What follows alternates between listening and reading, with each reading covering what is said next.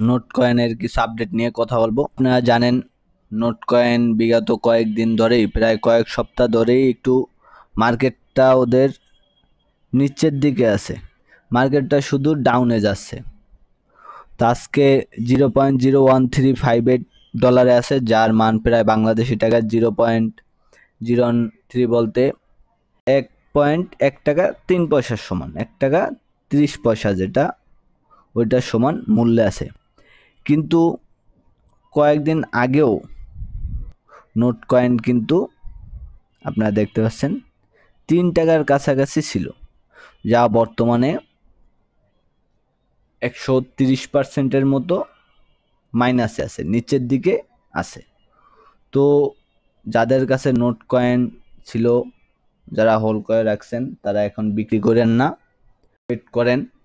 সামনে আপনারা দেখছেন এই জায়গায় যে বিটকয়েন গত কয়েক সপ্তাহে কত নিচে নামছে, কি পরিমাণ নিচে নামছে। তো আপনারা সবাই জানেন যে ক্রিপ্টোকারেন্সির যে মার্কেটটা আছে, এটা বিটকয়েনের উপরে বেস করে, বিটকয়েনের উপর নির্ভর করে চলে।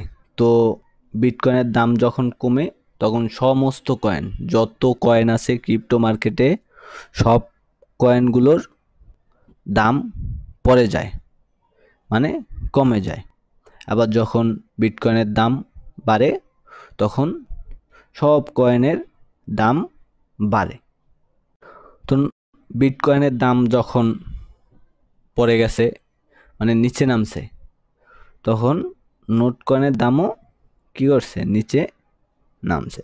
তো যাদের কাছে এখন নোট কয়েন আছে, তারা হোল্ড করে রাখেন, অথবা যাদের কাছে ডলার আছে কিনে রাখতে পারেন। যদি ডলার থেকে কিনে রাখেন সব থেকে ভালো হবে।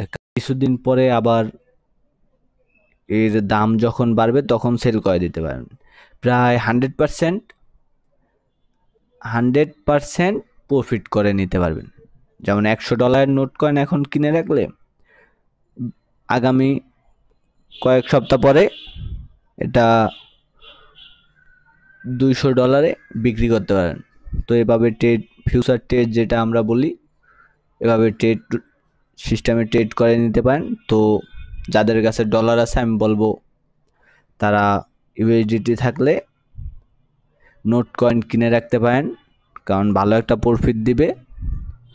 আর যাদের কাছে নোট কয়েন আছে, তারা ধৈর্য হারায়েন না, কয়েকটা দিন ওয়েট করেন, দেখেন কি হয়।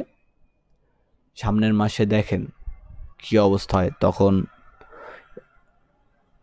হোল্ড করে রাখেন, যখন বাড়বে তখন বিক্রি করে দিন, ধৈর্য হারা হয়েন না। হ্যাঁ।